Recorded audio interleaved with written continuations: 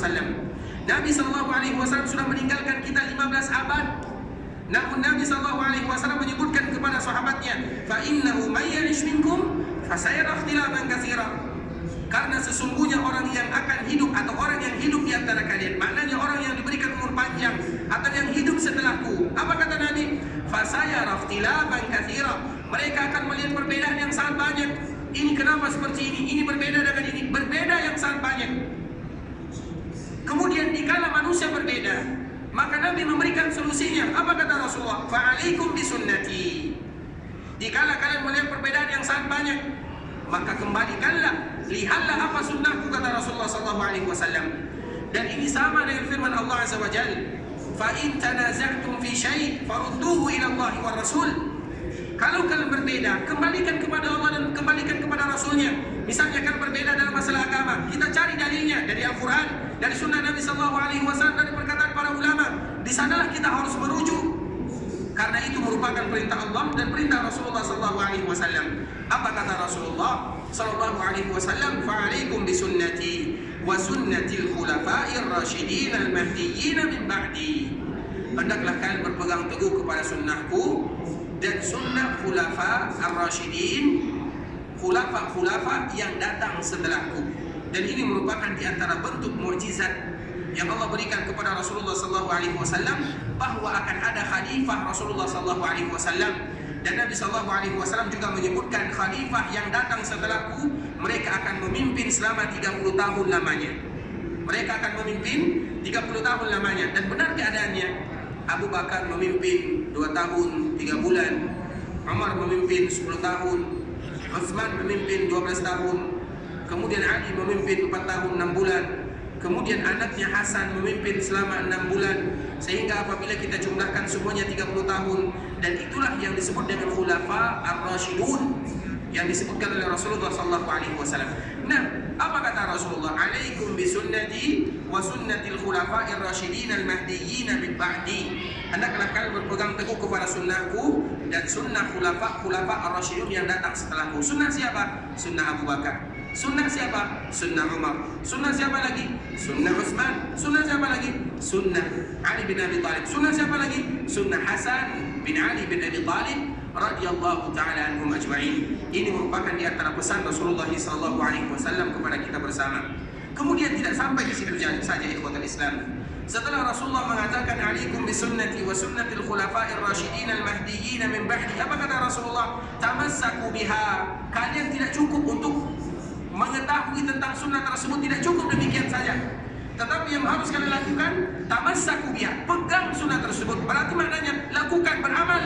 Dikala kalian melihat perpecahan, dikala kalian melihat orang sudah mulai meninggalkan kebaikan, sudah mulai banyak kemaksiatan, sudah mulai banyak orang yang tidak beribadah kepada Allah, kita kembali kepada sunnah Nabi, kita kembali kepada sunnah sahabat Nabi, orang-orang yang diberikan rekomendasi oleh Nabi. Kemudian dikala kita tahu, kita harus berusaha melakukannya. Sebagaimana hadis yang sebelumnya kita sebutkan, ghuraba. Ghuraba itu artinya orang yang dianggap aneh. Karena nanti di akhir zaman, kata Rasulullah SAW, banyak orang yang lebih melakukan keburukan daripada kebaikan. Lebih banyak mereka yang tidak beribadah kepada Allah dibandingkan dengan mereka yang beribadah. Sehingga Nabi menyebutkan, pada al-Islamu ghariban wa sayaudu ghariban kama bada fatuba lil ghuraba. Nabi menyebutkan Islam dulu dianggap aneh dan Islam akan kembali dianggap aneh. Maka beruntunglah mereka-mereka yang dianggap aneh. Siapa mereka yang dianggap aneh? Mereka yang melakukan kebaikan di tengah-tengah mereka yang melakukan keburukan. Karena itu sesuatu yang sangat berat. Sehingga Rasulullah SAW menyebutkan tamassaku biha, maka hendaklah kalian berpegang teguh kepada sunnah Nabi, sunnah khulafa'ur rasyidun. Karena apapun yang dilakukan oleh sunnah khulafa Abu Bakar, Umar, Utsman, Ali, Hasan radhiyallahu ta'ala anhum ajma'in, maka itu juga sunnah Rasulullah SAW. Seolah-olah Rasulullah menyebutkan mereka itu adalah orang-orang yang paling dipuji, disayangi oleh Rasulullah SAW, bahkan diberikan jaminan bahwa mereka tidak akan menyimpang dari sunnah Nabi SAW. Abu Bakar adalah mertua Nabi, Umar adalah mertua Nabi, Utsman adalah menantu Nabi, Ali adalah menantu Nabi, Hasan adalah cucu Nabi SAW, dan mereka itulah yang disebut dengan khulafa'ur rasyidun. Mereka-mereka yang memimpin setelah Rasulullah SAW, dan mereka-mereka yang menggantikan Rasulullah sallallahu alaihi wasallam. Kemudian apa kata Rasulullah? Tamassaku biha, pegang sunnah tersebut, bukan hanya sekedar memegangnya. Wa 'addu 'alaiha bin nawajiz. Rasulullah sallallahu alaihi wasallam menyebutkan, dikala kalian mendapatkan sunnah tersebut, kalian tahu sunnah tersebut, kalian berpegang teguh kepada sunnah tersebut, 'addu 'alaiha bin nawajiz. Gigit. Bagaimana cara kita menggigitnya? Gigit dengan gigi yang paling kuat. Mana gigi kita yang paling kuat? Begitulah kita menggigit sunnah Rasulullah SAW. Kita berpegang teguh sekuat-kuatnya. Disebutkan di dalam hadis ini, nawajiz, itu adalah gigi yang paling kuat yang bagian belakang. Karena biasanya kalau kita menggigit bagian depan akan patah, gigi kita patah. Tapi kalau yang bagian belakang itu kuat, memiliki kekuatan yang berbeda. Nah, Nabi berpesan kepada kita, sunnah Nabi tersebut pegang erat-erat. Sunnah Khulafaur Rasyidun pegang erat-erat, bukan hanya sekedar memegang saja, namun pegang, gigit dengan gigitan yang sangat kuat, jangan dilepas, kata Rasulullah sallallahu alaihi wasallam. Kemudian apa kata Rasulullah pesan Nabi?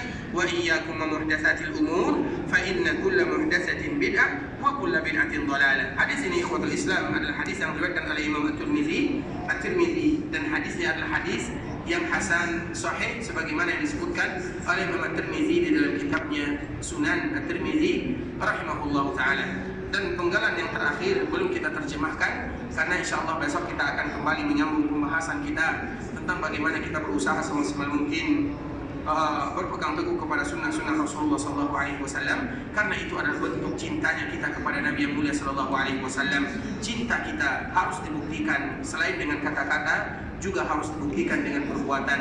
Dan di antara bentuk kecintaan kita kepada Rasulullah sallallahu alaihi wasallam adalah bagaimana kita selalu belajar agama Allah, bagaimana kita selalu belajar tentang sunnah Rasulullah sallallahu alaihi wasallam, sehingga di dalam agama kita harus jelas ibadahnya, jelas sumbernya, jelas sunnahnya, jelas patokannya, jelas barometernya, yaitu yang dijadikan standar adalah kitabullah dan sunnah Rasulullah sallallahu alaihi wasallam. Sehingga sering kita sebutkan di ikhwatul Islam, kita tidak akan tahu tentang sunnah Nabi kecuali kita harus belajar tentang Nabi, sejarah Nabi, hadis-hadis Nabi sallallahu alaihi wasallam. Maka agar kita bisa mengetahuinya, wajib bagi kita menyempatkan waktu untuk selalu berusaha, baik kita berada di kota Madinah ataupun dikala kita pulang ke daerah kita, maka kita berusaha untuk selalu belajar agama Allah Subhanahu wa taala, karena agar kita lebih mudah, atau dikala kita beribadah, ibadah kita tersebut kita tahu bahwa itu betul-betul sesuai dengan sunnah Nabi yang mulia sallallahu alaihi wasallam. Dan kita selalu berharap kepada Allah Subhanahu wa taala,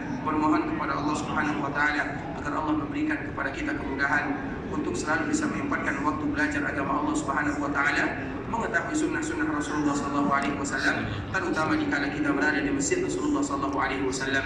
Sebuah pesan yang dipesan oleh Nabi kepada kita bersama, yang kita menyampaikan pesan Rasulullah sallallahu alaihi wasallam tersebut, pesan yang selalu kita sebutkan di dalam sebuah hadis yang sangat indah. Nabi sallallahu alaihi wasallam menyebutkan, barang siapa yang datang ke Masjid Nabawi, kemudian mereka ingin melakukan kebaikan, mereka ingin belajar, atau mereka yang diajar, mereka mengajar atau yang diajar, maka mereka ibarat orang yang sedang berjihad di jalan Allah Subhanahu wa taala. Namun bagi mereka yang datang ke sana, mereka tidak memiliki visi dan misi kecuali seperti manusia yang lainnya, kecuali seperti ala kadarnya, maka mereka ibarat seseorang yang hanya bisa memperhatikan keindahan, warisan, kemewahan yang dimiliki oleh saudaranya. Karena warisan yang paling indah adalah agama yang dibawa oleh baginda yang mulia sallallahu alaihi wasallam kepada kita bersama. Dan Rasulullah menyebutkan, faman akhadahu akhadha bihadzin wafir. Barang siapa yang mengambil warisan Nabi, maknanya barang siapa yang belajar agama, mengambil tuntunan baginda yang mulia sallallahu alaihi wasallam, maka dia sudah mengambil bagian yang sangat besar sekali di dalam kehidupannya. Karena apabila kita wafat dan kita memiliki ilmu yang nanti kita ajarkan atau ilmu yang diamalkan, selama itu pula lah kita akan mendapatkan pahala dari Allah Subhanahu wa taala. Sehingga manusia yang tidak pernah punah, walaupun jasadnya sudah berkalang dengan tanah, namun ilmunya masih tersisa adalah para ulama yang mereka belajar agama dan mereka mengajarkan ilmu yang mereka dapatkan. Sehingga para ulama dari zaman dahulu sampai sekarang, mungkin ada di antara mereka yang sudah meninggal, namun ilmu mereka tetap disebarkan dan kita ingin menjadi bagian yang demikian. Ikhwatul Islam, saudara kaum muslimin, para tamu Allah rahimani wa rahimakumullah, sampai di sini yang bisa kami sampaikan. Yang benar dari Allah Subhanahu wa taala, yang salah dari diri kami pribadi karena kekurangan ilmu kami dan kebodohan serta kejahilan kami. Kalau ada kata-kata yang salah kami mohon maaf, dan insyaallah besok kita akan kembali menyambung pembahasan kita. Namun kalau seandainya ada di antara kita yang ingin pulang, semoga Allah permudah urusan mereka, kembalikan mereka ke kampung, ke halamannya, kepada keluarganya dalam keadaan membawa pahala yang luar biasa, dalam keadaan sehat walafiat. Kalau seandainya ada di antara kita yang ingin pergi ke Mekah untuk melaksanakan ibadah umrah, semoga Allah lancarkan perjalanan mereka, terima amal ibadah mereka dan mudahkan urusan mereka. Ikhwatul Islam, kita tutup dulu sampai di sini dengan membaca doa kafaratul majlis. Subhanakallahumma wa bihamdika asyhadu an la ilaha illa anta astaghfiruka wa atubu ilaik. Wa sallallahu wa sallim ala nabiyyina wa habibina Muhammadin wa ala alihi wa sahbihi wa sallam tasliman katsira. Assalamualaikum warahmatullahi wabarakatuh.